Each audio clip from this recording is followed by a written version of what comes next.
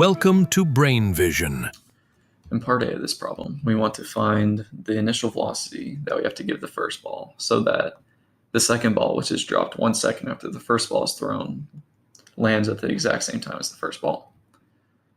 Let us denote by y1 the height of the thrown ball, and it is equal to h plus v naught t minus 1/2 times g t squared. And we'll denote by 2 the ball that is dropped, and it's equal to h minus 1/2 g t minus t naught, since it's dropped at some t naught time later, squared. And t naught, for reference, is 1 second.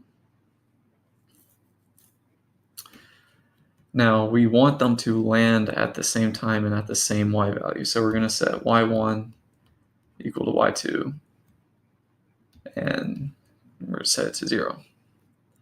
We're also going to want to expand this binomial here, t minus t naught squared. And when we do that, we get t squared minus 2 t naught times t plus t naught squared. And so whenever I equate these two expressions, I get h plus v naught t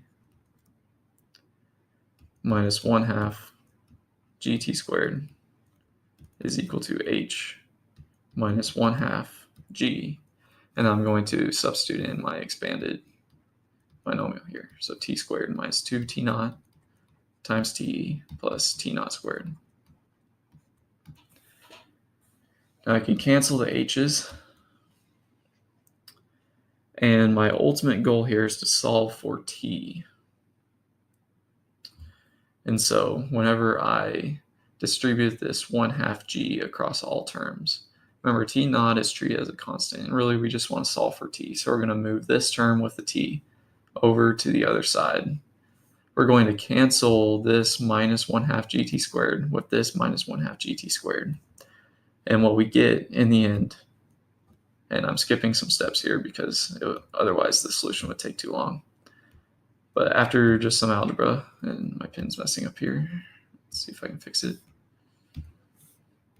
We get t is equal to negative g t naught squared over 2 times 1 over v naught minus g t naught. And so given a v naught and given a t naught, we can determine the time from that. And now we want to substitute this time into the original y1 equation, which is this, plus v naught t minus 1/2 gt squared. We want to substitute this time value in here. And then we want to set y1 to be 0, since that's where they're going to meet up. And so we get 0 is equal to h plus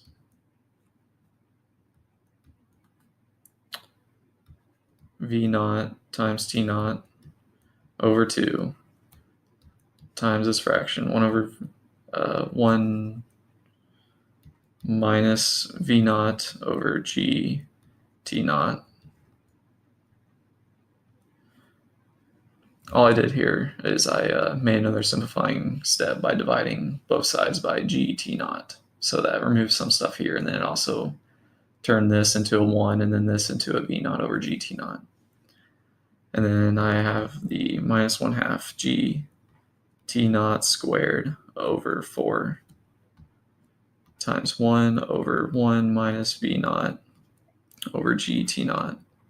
And this is squared, since we have t squared there. Now at this point, you would want to get a common denominator between these two terms. This one has the bottom squared, this one doesn't, so you're going to have to multiply this term by a copy of 1 over 1 minus v naught over gt naught. And then once you have a common denominator across these two, you're going to combine them and you're going to get some simplification. And we ultimately want to solve for the height of this thing. And whenever we do that simplification, we get that h is equal to 1/2 g t naught squared times 1/2 g t naught minus v naught over g t naught minus v naught, and then all that squared. So this is going to give us the height. For part A, we want to plug in t naught is 1, g is 9.8, and h is 20. And we want to solve for the v naught that we have to give the second ball. And so whenever we plug these values in here and then solve for v naught, which is best done with the calculator, we get that v naught is equal to 8.2 meters per second. You're actually going to get another solution for v naught, but that solution is unphysical. And so this is the solution that we really care about. V naught is 8.2 meters per second. Now that might seem like a lot of work just to get the answer to part A, but because we did some heavy algebra and we got some very general expressions here, we're actually going to be able to apply this to our other parts. And so for part B, we now want the height whenever v naught is 6 for the first part. So I should label that by an I. And so what you do is you take this 6.0 and you put it into this, and then you're solving for h this time. G is still 9.8 and t naught is still 1. In this case, it's actually easier because our unknown is on the left-hand side, so we just need to calculate the right-hand side with all our knowns. And so whenever you do that, you get that h is 0.411 meters. So the building is not very tall whenever v naught is 6. Now, when v naught is equal to 9.5, you do the same process. You just plug them into that formula over here on the right hand side, and you solve for the height. When you do that, you get a height value of 1,150 meters. And so this is kind of interesting how quickly the height of the building must grow as you increase the v naught. And so that is part B. Now for part C, it's also helpful to look back at this formula. You'll notice that as v naught approaches 9.8 meters per second, then h approaches infinity. And so clearly v naught being 9.8 meters per second is the limit of that expression. So just to recap, as v naught approaches 9.8, h approaches infinity. We can't build a infinitely tall tower or anything higher than that.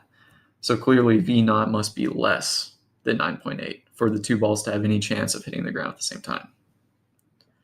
So v naught must be greater than 9.8. The problem says this is an interesting quantity, and I guess they're referring to the fact that it's equivalent to g, except g is an acceleration and this is a velocity. But the key thing is that v just has to be greater than 9.8. Part D is similar, and if we go back to the expression, we can see that as v naught goes to 5.9, then h goes to 0, and we can't build a building that is less than 0 height. And so that's the limit there. So as v naught goes to 5.9 or 4.9, then h goes to 0. And so this means that the first ball passes the roof before the second ball is dropped. And so if that happens, there's no way they can hit the ground at the same time, because the first ball would have an initial velocity higher than the second ball, and it would have a head start on the second ball. So they would just never be able to hit the ground at the same time. And so v naught has to be greater than 4.9 for them to have any hope of hitting the ground at the same time. And that's half of g, and I guess that's what they mean by interesting value. And there's one more part to this I think I forgot to do on part A, and I think that we were supposed to plot x versus t for both of the balls, so I will do that now. So part A, I missed it earlier, but let's go ahead and do it now. So I'm going to draw my axes. I'm going to have t on the x-axis and x on the y-axis. We know that a second After the first ball is thrown, the second ball is dropped. So from the second ball's standpoint, this is 20 meters, it's going to stay at 20 meters until 1 second. And then it's going to have a downward parabola until we get to the ground floor. So something like that, where this is really the key value, where it starts to be dropped and accelerates downward. The first ball is immediately thrown up in the air, but it has to eventually hit the same spot here. And so it looks something like this, where it's a parabola, except the curvature is just right so that it ends up at the same spot as the second ball here. And that's what the graph looks like. And that completes the problem.